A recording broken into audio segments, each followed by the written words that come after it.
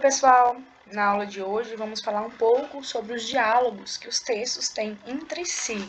Um texto nunca é feito do nada, ele nunca é citado do nada. Eles são baseados em outro texto, né? Nada se cria, tudo se copia. E os textos, nós vamos ver agora alguns exemplos.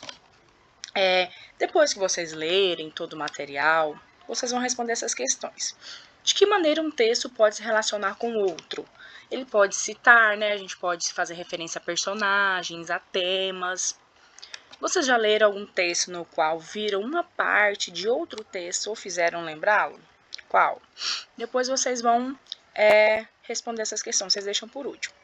Vamos agora analisar essas duas imagens. Temos a imagem 1 e a imagem 2. A primeira imagem, como nós sabemos, está se referindo à lenda, à fábula, né, do Chapeuzinho Vermelho. Temos o Chapeuzinho Vermelho, o lobo. E a imagem 2 é uma referência, é um exemplo desses textos que se dialogam entre si. Por quê? De que forma que ele está dialogando aí? Está fazendo referência às vestimentas da Chapeuzinho Vermelho, né? O texto 2 não é a história da Chapeuzinho Vermelho, mas nos faz lembrar da história da Chapeuzinho Vermelho, né? Por causa das vestimentas, a imagem que está na floresta, né? Então, esse é um exemplo dos textos que se citam entre si. Eles se relacionam, eles conversam entre si.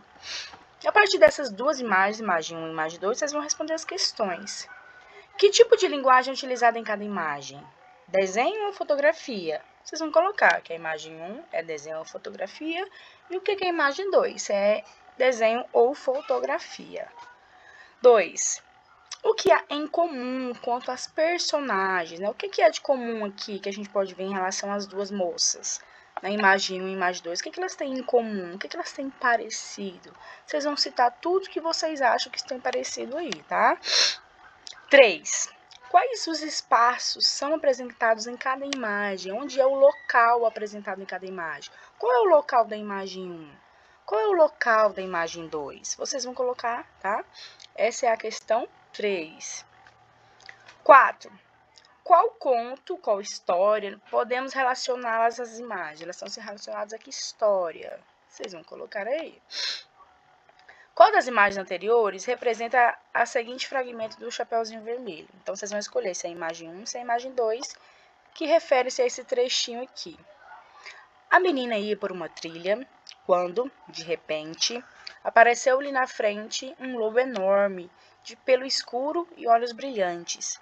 Olhando para aquela linda menina, o lobo pensou que ela devia ser macia e saborosa. Queria mesmo devorá-la num bocado só, mas não teve coragem, temendo os cortadores de lenha, que poderiam ouvir os gritos da vítima. Por isso, decidiu usar-se de astúcia. Então, esse trecho aqui se refere a qual das imagens? A imagem 1 ou a imagem 2? Vocês vão responder, tá? Essa é a questão 5. Então, isso foi um exemplo de quê? Do que nós chamamos de intertextualidade. Todo texto é fruto de um diálogo entre outros textos, já produzidos anteriormente. Mas em alguns casos conseguimos perceber isso de maneira mais explícita, né? Mais clara. Isso acontece por conta da intertextualidade. O que é intertextualidade? Entre, e textualidade vem de texto. Então, são entre textos. Filmes que retomam filmes, romances que retomam quadros, danças que se inspiram em outras. Tudo isso é exemplo de intertextualidade, quando um texto cita outro, remete-se ao outro, seja na forma de personagens, de dança, de música. Um exemplo de como isso funciona através de textos, né, que nós vimos anteriormente através de imagens, é essa cantiga popular, que todo mundo já ouviu falar, que se essa rua fosse minha, se essa rua fosse minha, eu mandava ladrilhar, com pedrinhas de brilhante, só pra ver meu bem passar. Nessa rua tem um bosque, que se chama solidão. Dentro dele mora um anjo que roubou meu coração. Se eu roubei teu coração, tu roubastes o meu também. Se eu roubei teu coração, foi só porque te quero bem. Então é uma cantiga popular, né, bem conhecida aí na nossa sociedade. e faz parte do folclore infantil. Então, muitos textos dialogam, né, e se inspiram nessa cantiga popular para fazer um outro texto, né? Um exemplo é o texto de José Paulo Paes, intitulado Paraíso. Se essa rua fosse minha, eu mandava ladrilhar. Não para automóvel matar gente, mas para a criança brincar. Se essa mata fosse minha, eu não deixava derrubar. Se cortarem todas as árvores, onde é que os pássaros vão morar? Se este rio fosse meu, eu não deixava poluir. Joguem esgotos noutra parte, que os peixes moram aqui. Se este mundo fosse meu, eu fazia tantas mudanças que ele seria um paraíso de bicho, plantas e crianças. Vocês conseguem perceber a semelhança do texto 2 com o texto 1, né? O início é até igualzinho. Se essa rua fosse minha, eu mandava ladrilhar. Texto 2, se essa rua fosse minha, eu mandava ladrilhar. Até o início é igual, né? Só que para o autor do primeiro texto, ele tem um desejo. E para o autor do segundo texto, ele tem outro, né? Ele queria que o automóvel não matasse gente, ou parasse de matar gente, né? Para as crianças brincar, não cortar árvores. E a partir do texto 1 e do texto 2, vocês vão responder. Podemos dizer que o texto 2 se inspirou no texto 1, por quê? Vocês vão retirar uns exemplos, né, de inspiração que o texto 2 tem em relação ao texto 1.